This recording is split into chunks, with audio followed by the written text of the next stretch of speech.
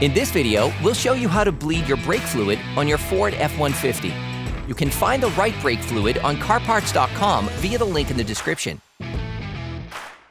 For safety reasons, we strongly suggest watching our video on how to jack your Ford F-150 safely.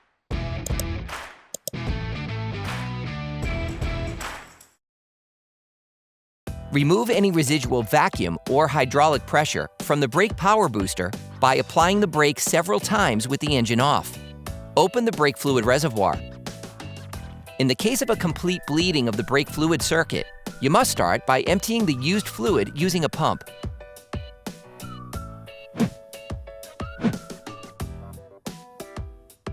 Then fill the reservoir with new fluid to the maximum level. It should be pointed out that there are multiple types of brake fluid, so be sure you use the type recommended by the manufacturer. When you bleed the brake fluid circuit, there is a bleeding order to follow. On this vehicle, the order is as follows: passenger side rear wheel, driver side rear wheel, passenger side front wheel, driver side front wheel. You will therefore have to successfully lift each part of your vehicle, then remove each wheel. Once the wheel is removed, you have access to the bleeder located on the brake caliper. Start by removing the stopping plug. Using a wire brush, brush the bleeder clean before applying penetrating oil to make sure that you don't break the trap if it gets rusty. The simplest method, requiring the least amount of tools, is to use a container pre-filled with a little brake fluid. Dip a tube into the container. The brake fluid will prevent air from rising up the tube during bleeding operations. For the rear calipers, position an 11mm wrench on the bleeder. Then, connect the other end of the tube to the bleeder. Before opening the bleeder, set and release the electric handbrake 5 times to pressurize the system. Then, open the bleeder to let the brake fluid drain.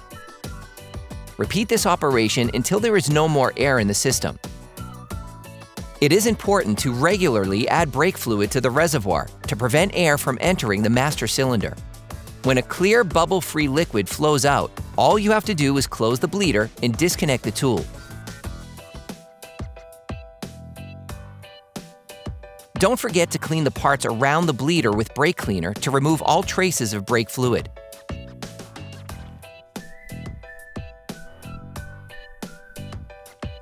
Hey, it's Alex from CarParts.com. For great content, our best price, and fast shipping, download the CarParts.com app now. For the front calipers, perform the same operation, but using a 3/8" wrench.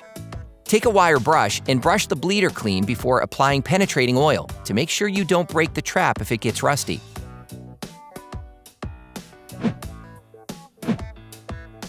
You can also use brake bleeder wrenches connected to a tube fitted with a non-return system, which prevents air from re-entering the circuit.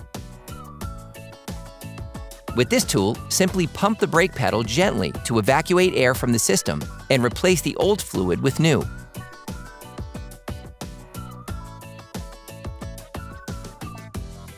Once the circuit has been bled, close the bleeder and remove the tool.